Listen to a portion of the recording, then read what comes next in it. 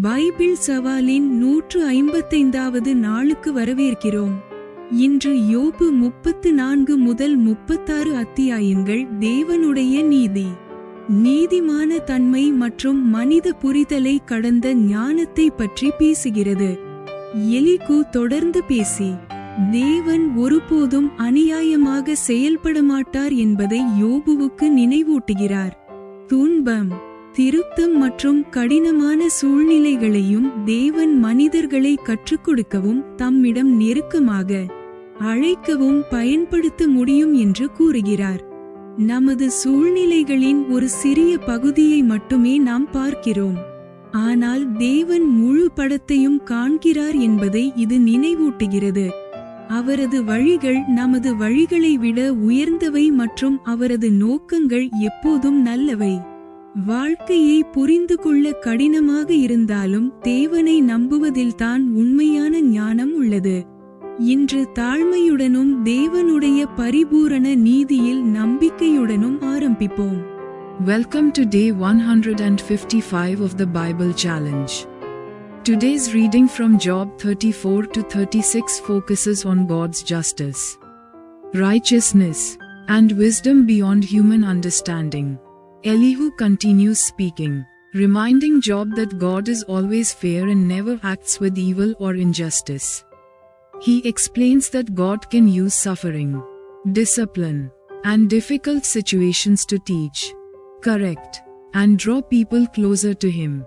These passages remind us that God sees the full picture even when we only see a small part of our circumstances. His ways are higher than ours, and His purposes are always good. True wisdom comes from trusting God even when life is difficult to understand. Let us begin today with humility and confidence in God's perfect justice. யோபு அதிகாரம் 34. Job chapter 34. வசனம் 1. பின்னும் Elihu மாறுதரமாக. Verse 1. Furthermore Elihu answered and said. வசனம் 2. ஞானிகளே, என் வார்த்தைகளை கேளுங்கள், அறிவாளிகளே, எனக்கு செவி கொடுங்கள். Verse 2. Hear my words, O ye wise men, and give ear unto me, ye that have knowledge. வசனம் 3. வாயானது போஜனத்தை ருசி பார்க்கிறது போல செவியானது வார்த்தைகளை சோதித்து பார்க்கும். Verse 3. For the ear trieth words, as the mouth tasteth meat. வசனம் 4. நமக்காக நியாயமானதை தெரிந்து கொள்வோமாக, நன்மை இன்னதென்று நமக்குள்ளே அறிந்து கொள்வோமாக. Verse 4. Let us choose to us judgment, let us know among ourselves what is good. வசனம் 5. யோபு, நான் நீதிமான், தேவன் என் நியாயத்தை தள்ளிவிட்டார் என்றும். Verse 5. For Job hath said, I am righteous, and God hath taken away my judgment. வசனம் 6. நியாயம் என்னிடத்தில் இருந்தும் நான் பொய்யன் என்று எண்ணப்படுகிறேன், மீறுதல் இல்லாதிருந்தும் அம்பினால் எனக்கு உண்டான காயம் ஆறாததாயிருக்கிறதென்றும் சொன்னாரே. Verse 6. Should I lie against my right? My wound is incurable without transgression. வசனம் 7. யோபைப் போலவே பரியாசம் பண்ணுதலை தண்ணீரைப் போல் குடித்து. Verse 7. What man is like Job, who drinketh up scorning like water? வசனம் 8. அக்கிரமக்காரரோடே கூட்டிக்கொண்டு துன்மார்க்கரோடே திரிகிறவன் யார்? Verse 8. Which goeth in company with the workers of iniquity, and walketh with wicked men. வசனம் 9. எப்பயடி எனில் தேவன் மேல் பிரியம் வைக்கிறது மனுஷனுக்கு பிரயோஜனம் அல்ல என்றாரே. Verse 9. For he hath said, It profiteth a man nothing that he should delight himself with God. வசனம் 10. ஆகையால் புத்திமான்களே, எனக்கு செவி கொடுங்கள், அக்கிரமம் தேவனுக்கும் அநீதி சர்வவல்லவருக்கும் தூரமாயிருக்கிறது. Verse 10. Therefore hearken unto me, ye men of understanding, far be it from God, that he should do wickedness, and from the Almighty, that he should commit iniquity. வசனம் 11. மனுஷனுடைய செய்கைக்குத்தக்கதை அவனுக்கு சரிக்கட்டி அவனவன் நடக்கைக்குத்தக்கதாக அவனவனுக்கு பலனளிக்கிறார். Verse 11. For the work of a man shall he render unto him, and cause every man to find according to his ways. வசனம் 12. தேவன் அநியாயம் செய்யாமலும் சர்வவல்லவர் நீதியை புரட்டாமலும் இருக்கிறது மெய்யே. Verse 12. Yea, surely God will not do wickedly, neither will the Almighty pervert judgment. வசனம் 13. பூமியின் மேல் மனுஷனுக்கு அதிகாரம் கொடுத்தவர் யார்? பூச்சக்கரம் முழுதையும் ஒழுங்குபடுத்தினவர் யார்? Verse 13. Who hath given him a charge over the earth, or who hath disposed the whole world? வசனம் 14. அவர் தம்முடைய இருதயத்தை அவனுக்கு விரோதமாக திருப்பினாராகில் அவனுடைய ஆவியையும் அவனுடைய சுவாசத்தையும் தம்மிடத்தில் இழுத்துக் கொள்ளுவார். Verse 14. If he set his heart upon man, if he gather unto himself his spirit and his breath. வசனம் 15. அப்படியே மாம்சமான யாவும் ஏக்கமாய் ஜீவித்துப்போம், மனுஷன் தூளுக்கு திரும்புவான். Verse 15. All flesh shall perish together, and man shall turn again unto dust. வசனம் 16. உமக்கு உணர்விருந்தால் இதை கேளும், என் வார்த்தைகளின் சத்தத்துக்கு செவிகொடும். Verse 16. If now thou hast understanding, hear this, hearken to the voice of my words. வசனம் 17. நீதியை பகைக்கிற ஒருவன் ஆளக்கூடுமோ? மகா நீதிபரரை குற்றப்படுத்துவீரோ? Verse 17. Shall even he that hateth right govern? And wilt thou condemn him that is most just? வசனம் 18. ஒரு ராஜைவை பார்த்து நீ பொல்லாதவன் என்றும் அதிபதிகளை பார்த்து நீங்கள் அக்கிரமக்காரர் என்றும் சொல்லத்தகுமோ? Verse 18. Is it fit to say to a king, thou art wicked? And to princes, ye are ungodly? வசனம் 19. இப்படி இருக்க பிரபுக்களின் முகத்தை பாராமலும் ஏழையை பார்க்கிலும் ஐசுவரியவானை அதிகமாய் எண்ணாமலும் இருக்கிறவரை நோக்கி இப்படிச் சொல்லலாமா? இவர்கள் எல்லாரும் அவர் கரங்களின் கிரியையே. Verse 19. How much less to him that accepteth not the persons of princes, nor regardeth the rich more than the poor, for they all are the work of his hands. வசனம் 20. இப்படிப்பட்டவர்கள் சடிதியில் சாவார்கள், ஜனங்கள் பாதிஜாமத்தில் கலங்கி ஒழிந்து போவார்கள், காணாத கையினால் பலவந்தர் அழிந்து போவார்கள். Verse 20. In a moment shall they die, and the people shall be troubled at midnight, and pass away, and the mighty shall be taken away without hand. வசனம் 21. அவருடைய கண்கள் மனுஷருடைய வழிகளை நோக்கியிருக்கிறது, அவர்களுடைய நடைகளை எல்லாம் அவர் பார்க்கிறார். Verse 21. For his eyes are upon the ways of man, and he seeth all his goings. வசனம் 22. அக்கிரமக்காரர் ஒளித்துக் கொள்ளத்தக்க அந்தகாரமும் இல்லை, மரணிருளும் இல்லை. Verse 22. There is no darkness, nor shadow of death, where the workers of iniquity may hide themselves. வசனம் 23. மனுஷன் தேவனோடே வழக்காடும்படி அவர் அவன் மேல் மிஞ்சினதொன்றையும் சுமத்த மாட்டார். Verse 23. For he will not lay upon man more than right, that he should enter into judgment with God. வசனம் 24. ஆராய்ந்து முடியாத நியாயமாய் அவர் வல்லமையுள்ளவர்களை நொறுக்கி வேறே மனுஷரை அவர்கள் ஸ்தானத்திலே நிறுத்துகிறார். Verse 24. He shall break in pieces mighty men without number, and set others in their stead. வசனம் 25. அவர்கள் கிரியைகளை அவர் அறிந்தவரானபடியால் அவர்கள் நசுங்கி போகத்தக்கதாய் இராக்காலத்தில் அவர்களை கவிழ்த்து போடுகிறார். Verse 25. Therefore he knoweth their works, and he overturneth them in the night, so that they are destroyed. வசனம் 26. அவர்கள் அவரை விட்டு பின்வாங்கி அவருடைய எல்லா வழிகளையும் உணர்ந்து கொள்ளாமல் போனபடியினாலும் Verse 26. He striketh them as wicked men in the open sight of others. வசனம் 27. எளியவர்களின் கூக்குரல் அவரிடத்தில் சேரும்படி செய்ததினாலும் சிறுமையானவனுடைய கூக்குரலை கேட்கிற அவர். Verse 27. Because they turned back from him, and would not consider any of his ways. வசனம் 28. எல்லாரும் பார்க்கும்படி அவர்களை துன்மார்க்கரென்று அடிக்கிறார். Verse 28. So that they cause the cry of the poor to come unto him. And he heareth the cry of the afflicted. வசனம் 29. மாயக்காரன் ஆளாதபடிக்கும் ஜனங்கள் சிக்கிக்கொள்ளப்படாதபடிக்கும். Verse 29. When he giveth quietness, who then can make trouble? And when he hideth his face, who then can behold him? Whether it be done against a nation, or against a man only. வசனம் 30. ஒரு ஜனத்துக்கானாலும் ஒரு மனுஷனுக்கானாலும் அவர் சமாதானத்தை அருளினால் யார் கலங்க பண்ணுவான்? அவர் தமது முகத்தை மறைத்தால் அவரை காண்கிறவன் யார்? Verse 30. That the hypocrite reign not, lest the people be ensnared. வசனம் 31. நான் தண்டிக்கப்பட்டேன், நான் இனி பாவஞ்செய்ய மாட்டேன். Verse 31.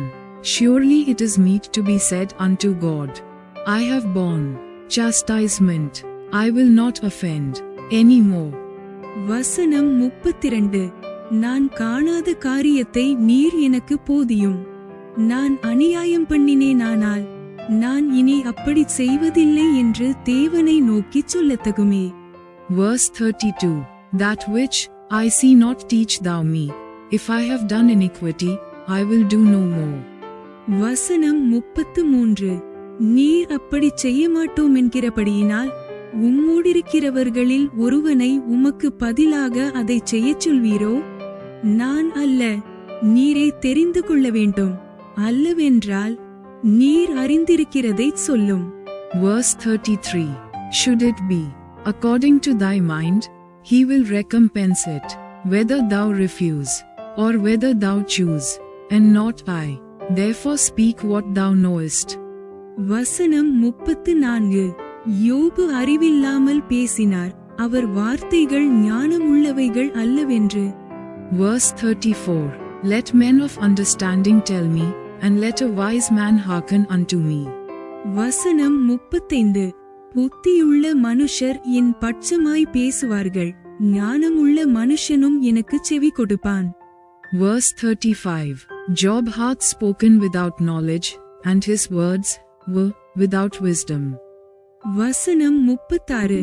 அக்கிரமக்காரர் சொன்ன மறுத்தரவுகளின் நிமித்தம் யோபு முற்றமுடிய சோதிக்கப்பட வேண்டியதே என் அபீட்சை. Verse 36. My desire is that Job may be tried unto the end because of his answers for wicked men. வசனம் 37. தம்முடைய பாவத்தோடே மீறுதலை கூட்டினார், அவர் எங்களுக்குள்ளே கைகொட்டி தேவனுக்கு விரோதமாய் தம்முடைய வார்த்தைகளை மிகுதியாக வசனித்தார் என்றான். Verse 37. For he addeth rebellion unto his sin. He clappeth his hands among us, and multiplieth his words against God. யோபு அதிகாரம் 35. Job chapter 35. வசனம் 1. பின்னும் Elihu மாறுதரமாக. Verse 1. Elihu spake moreover, and said. வசனம் 2. என் நீதி தேவனுடைய நீதியை பார்க்கிலும் பெரியதென்று நீர் சொன்னது நியாயம் என்று எண்ணுகிறீரோ? Verse 2. Thinkest thou this to be right, that thou saidst, my righteousness is more than God's? வசனம் 3. நான் பாவியாயிராததினால் எனக்கு பிரயோஜனம் என்ன, பலன் என்ன என்று சொன்னீர். Verse 3. For thou saidst, what advantage will it be unto thee? And what profit shall I have, if I be cleansed from my sin? வசனம் 4. உமக்கும் உம்முடைய இருக்கிற உம்முடைய சிநேகிதருக்கும் நான் பிரதியுத்தரம் சொல்லுகிறேன். Verse 4. I will answer thee, and thy companions with thee. வசனம் 5. நீர் வானத்தை அண்ணாந்து பார்த்து உம்மை பார்க்கிலும் உயரமாயிருக்கிற ஆகாய மண்டலங்களை கண்ணோக்கும். Verse 5. Look unto the heavens, and see, and behold the clouds, which are higher than thou. வசனம் 6. நீர் பாவஞ்செய்தால் அதனாலே அவருக்கு என்ன நஷ்டம்? உம்முடைய மீறுதல்கள் மிகுதியானாலும் அதனாலே அவருக்கு என்ன சேதம்? Verse 6. If thou sinnest, what doest thou against him? Oh, if thy transgressions be multiplied, what doest thou unto him? வசனம் 7. நீர் நீதிமானாயிருந்தால் அதனாலே அவருக்கு என்ன கிடைக்கும்? அல்லது அவர் உம்முடைய கையில் என்ன லாபத்தை பெறுவார்? Verse 7. If thou be righteous, what givest thou him? Or what receiveth he of thine hand? வசனம் 8. உம்முடைய பாவத்தினால் உம்மை போன்ற மனுஷனுக்கு நஷ்டமும் உம்முடைய நீதியினால் மனுபுத்திரனுக்கு லாபமும் உண்டாகும். Verse 8. Thy wickedness may hurt a man as thou art, and thy righteousness may profit the son of man. வசனம் 9.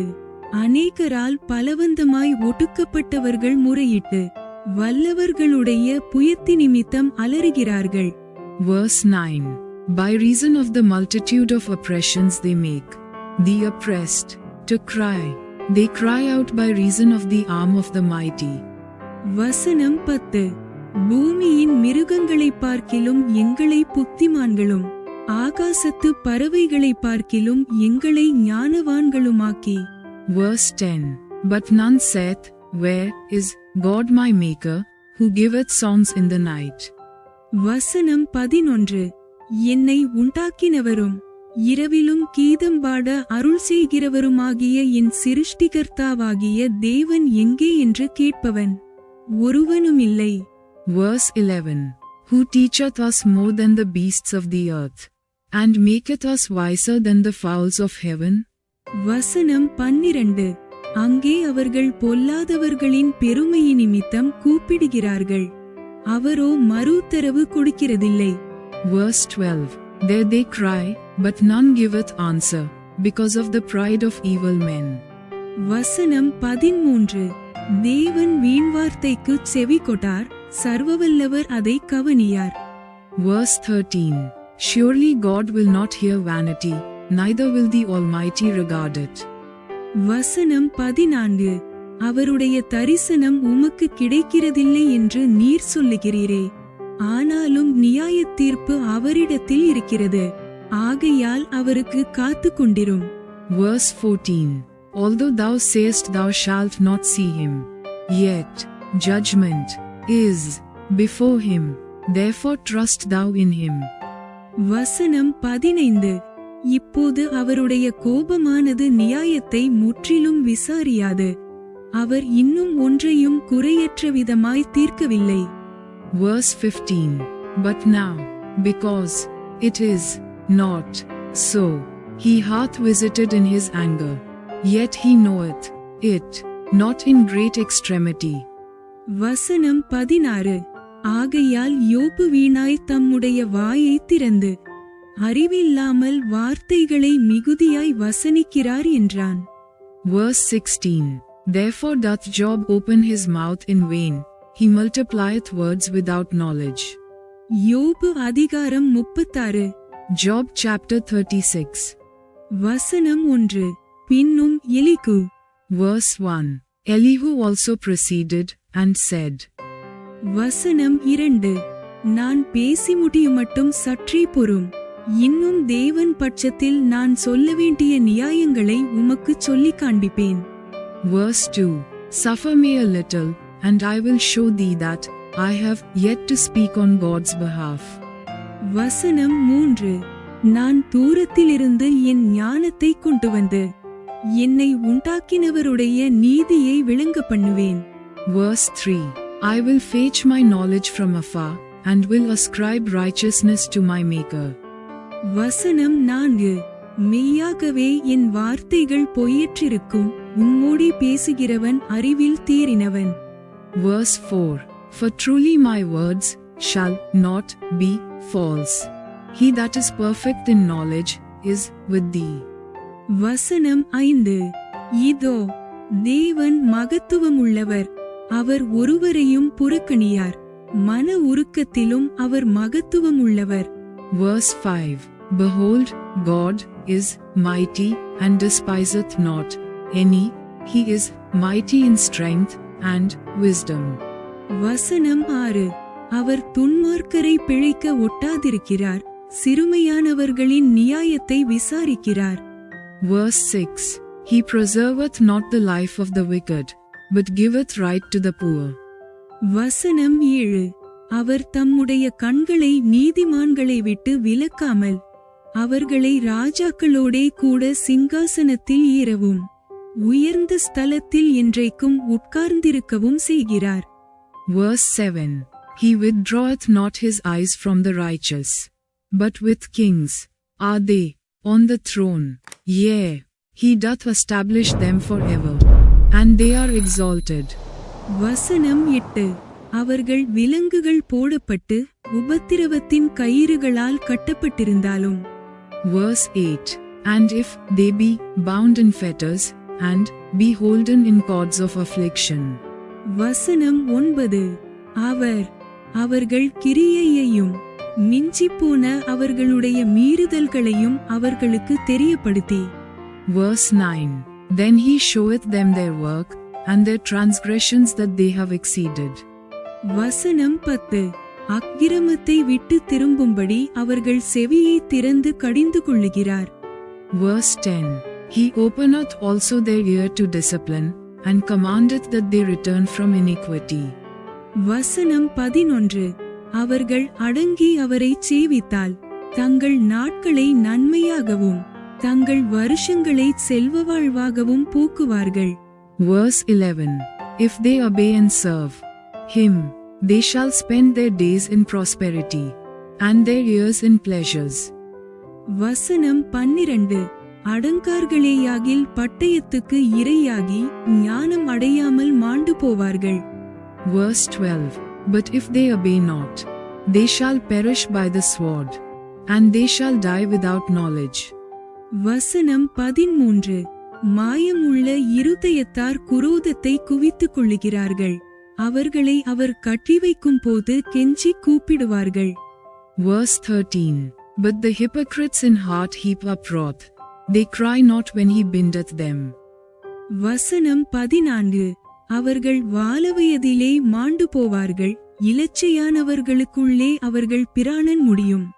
Verse 14. They die in youth, and their life is among the unclean. வசனம் 15. சிறுமைப்பட்டவர்களை அவர் சிறுமைக்கு நீங்கலாக்கி அவர்கள் ஒடுக்கப்பட்டிருக்கையில் அவர்கள் செவியை திறக்கிறார். Verse 15. He delivereth the poor in his affliction, and openeth their ears in oppression. வசனம் 16.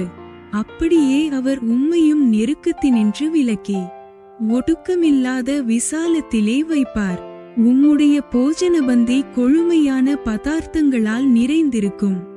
Verse 16. Even so would he have removed thee out of the strait, into a broad place, where there is no straightness, and that which should be set on thy table should be full of fatness. வசனம் 17. ஆகாதவன் மேல் வரும் நியாயத் தீர்ப்பு நிறைவேற பார்ப்பீர், நியாயமும் நீதியும் உம்மை ஆதரிக்கும். Verse 17. But thou hast fulfilled the judgment of the wicked, judgment and justice take hold on thee. வசனம் 18. உக்கிரமுண்டாயிருக்கிறதினால் அவர் உம்மை ஒரு அடியினால் வாரிக்கொண்டு போகாதபடிக்கு எச்சரிக்கையாயிரும், அப்பொழுது மீட்கும் பொருளை மிகுதியாய் கொடுத்தாலும் அதற்கு நீர் நீங்கலாக மாட்டீர். Verse 18. Because there is wrath, beware, lest he take thee away with his stroke, then a great ransom cannot deliver thee. வசனம் 19. உம்முடைய செல்வத்தை அவர் மதிப்பாரோ, உம்முடைய பொன்னையும் பூரண பராக்கிரமத்தையும் அவர் மதிக்க மாட்டாரே. Verse 19. Will he esteem thy riches? No, not gold, nor all the forces of strength. வசனம் 20. ஜனங்கள் தங்கள் இடத்தை விட்டு வாரிக்கொள்ளப்பட போகிற இரவை வாஞ்சிக்காதிரும். Verse 20. Desire not the night, when people are cut off in their place. வசனம் 21. அக்கிரமத்துக்கு திரும்பாதபடிக்கு எச்சரிக்கையாயிரும். உபத்திரவத்தை பார்க்கிலும் அக்கிரமத்தை தெரிந்து கொண்டீரே. Verse 21. Take heed, regard not iniquity, for this hast thou chosen rather than affliction. வசனம் 22. இதோ தேவன் தம்முடைய வல்லமையில் உயர்ந்திருக்கிறார், அவரைப் போல் போதிக்கிறவர் யார்? Verse 22. Behold, God exalteth by his power. Who teacheth like him? வசனம் 23. அவருடைய வழியின் நியாயத்தை விசாரிக்கத்தக்கவன் யார்? நீர் அநியாயம் செய்தீர் என்று சொல்லத்தக்கவன் யார்? Verse 23. Who hath enjoined him his way? Or who can say, Thou hast wrought iniquity? வசனம் 24. மனுஷர் நோக்கி பார்க்கிற அவருடைய கிரியையை நீர் மகிமைப்படுத்த நினையும். Verse 24. Remember that thou magnify his work, which men behold. வசனம் 25. எல்லா மனுஷரும் அதை காண்கிறார்களே, தூரத்திலிருந்து அது மனுஷருக்கு வெளிப்படுகிறது. Verse 25. Every man may see it, man may behold it afar off. வசனம் 26. இதோ தேவன் மகத்துவமுள்ளவர், நாம் அவரை அறிய முடியாது, அவருடைய வருஷங்களின் இலக்கம் ஆராய்ந்து முடியாதது. Verse 26. Behold, God is great, and we know him not, neither can the number of his years be searched out. வசனம் 27. அவர் நீர்த்துளிகளை அணுவைப் போல ஈரப்பண்ணுகிறார், அவைகள் மேகத்திலிருந்து மழையாய்ச் சொரிகிறது. Verse 27. For he maketh small the drops of water, they pour down rain according to the vapor thereof. வசனம் 28. அதை மேகங்கள் பெய்து மனுஷர் மேல் மிகுதியாய் பொழிகிறது. Verse 28. Which the clouds do drop, and distill upon man abundantly. வசனம் 29. மேகங்களின் பரவுதலையும் அவருடைய கூடாரத்திலிருந்து எழும்பும் குமுறல்களையும் அறிய முடியுமோ? Verse 29. Also can any understand the spreadings of the clouds, or the noise of his tabernacle? வசனம் 30. இதோ அதின்மேல் தம்முடைய மின்னலின் ஒளியை விரிக்கிறார், சமுத்திரத்தின் ஆழங்களையும் மூடுகிறார். Verse 30. Behold, he spreadeth his light upon it, and covereth the bottom of the sea. வசனம் 31. அவைகளால் ஜனங்களை தண்டிக்கிறவரும் ஆகாரங்கொடுத்து இரட்சிக்கிறவருமாயிருக்கிறார். Verse 31. For by them judgeth he the people, he giveth meat in abundance. வசனம் 32. அவர் மின்னலின் ஒளியை தமது கைக்குள்ளே மூடி, அது இன்னின்னதை அடிக்க வேண்டுமென்று கட்டளையிடுகிறார். Verse 32. With clouds he covereth the light, and commandeth it not to shine by the cloud that cometh betwixt. வசனம் 33. அதனால் அவர் செய்ய நினைக்கிறதையும் மந்தாரம் எழும்பப் போகிறதையும் ஆடுமாடுகள் அறியப்படுத்தும். Verse 33. The noise thereof showeth concerning it, the cattle also concerning the vapor. Bible சவாலின் 155வது நாள் இப்போது நிறைவடைந்தது. இன்று தேவன் நீதிமானும் ஞானமுள்ளவரும் எல்லா சூழ்நிலைகளிலும் விசுவாசமானவரும் என்பதை கற்றோம்.